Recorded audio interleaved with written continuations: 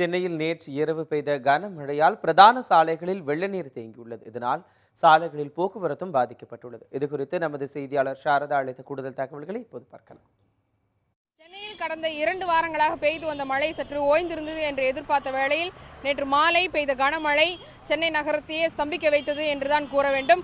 பல இடங்களில் போக்குவரத்து பாதிப்பு ஏற்பட்டுள்ளது. குறிப்பாக ஜெமினி மேம்பாலம், அண்ணா சாலை, வேளச்சேரி, கிண்டி உள்ளிட்ட பல இடங்களில் போக்குவரத்து பாதிப்பு ஏற்பட்டுள்ளது.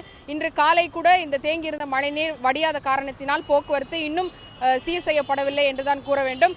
குறிப்பாக டி நகர், கோடம்பாக்கம் பகுதிகளில் சுரங்கப்பாதைகளில் முழுவதுமே தண்ணீர் தேங்கியுள்ளது. இதனால் போக்குவரத்து வேறு வழிகளில் திருப்பிவிடப்பட்டுள்ளது. எனவே பிரதான சாலைகள் அனைத்திலுமே வாகனங்கள் ஊர்ந்துதான் செல்கின்றன. குறிப்பாக அண்ணா சாலை, ஜெமினி மேம்பாலம் உள்ளிட்ட பகுதிகளில் வாகனங்கள் ஊர்ந்து செல்கின்றன. அது மட்டுமல்லாமல் கவர்னர் மாளிகை இருக்கக்கூடிய கிண்டி பகுதியிலும் கூட மழைநீர் இன்னும் அப்புறப்படுத்தப்படவே இல்லை. இங்கே ஒரு சில அதிகாரிகள் இருந்து இதனை அப்புறப்படுத்தும் முயற்சியில் ஈடுபட்டுக் கொண்டிருக்கின்றனர். எனினும் மழைநீர் முழுவதுமாக அப்புறப்படுத்தப்படுவதால் போக்குவரத்து பாதிப்பு ஏற்பட்டுள்ளது.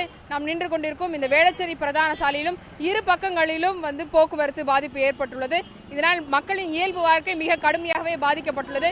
மழை இன்று காலையிலிருந்து பெய்யாவிட்டாலும் மக்களுடைய இயல்பு வாழ்க்கை இன்னும் திரும்பவில்லை என்றுதான் கூற வேண்டும். நியூஸ் 7 செய்திகளுக்காக ஒளிப்பதிவாளர் லட்சுமிபதியுடன் சாரதா.